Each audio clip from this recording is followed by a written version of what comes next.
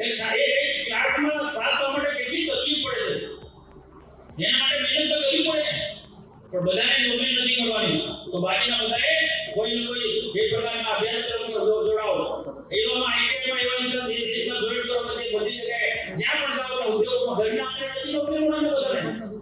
આસપાસ ઇન્ડસ્ટ્રી છે, જંબુસરમાં મોટા ઉદ્યોગો આવ્યા છે. હા, મને ચોક્કસ મને ખબર છે કે આપણે જે રીતના જે સરકારની અપેક્ષા છે કે આપણા બધાની જે અપેક્ષા છે એ પ્રકારે ટ્રાઇબલ યુનિવર્સિટીમાં આખું પ્રગતિ પર નથી છે. પરંતુ જે પ્રકારે ટ્રાઇબલ યુનિવર્સિટી લોકોમાં એક કરંટ ઉભો થવો જોઈએ કે નર્મદા જિલ્લામાં રાજ્યમાં સ્ટેટિક રીતની જે ટ્રાઇબલ યુનિવર્સિટી પણ ચાલે છે, જેટલું જે કામ થવું જોઈએ દેખાતું નથી. ટ્રાઇબલ મ્યુઝિયમ કોઈ કારણસર જે ગતિ આગળ વધવું જોઈએ નથી રહ્યું, એ ગતિ આગળ વધારવાની જવાબદારી કોની છે? આપણે વધારવી છે. જે છે આપણા કુલપતિ પાણી સાહેબ બહુ સારા વ્યક્તિ છે, પણ નીચેનું તંત્ર બરાબર નથી. દેશને સમૃદ્ધ રાષ્ટ્ર બનાવવો છે, દેશને મજબૂત રાષ્ટ્ર બનાવવો છે, દેશને આત્મનિર્ભર ભારત બનાવવો છે.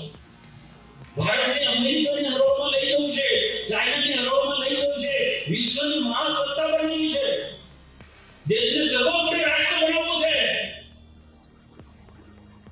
અમેરિકાની થી ઉપર આપણે જવાનું છે.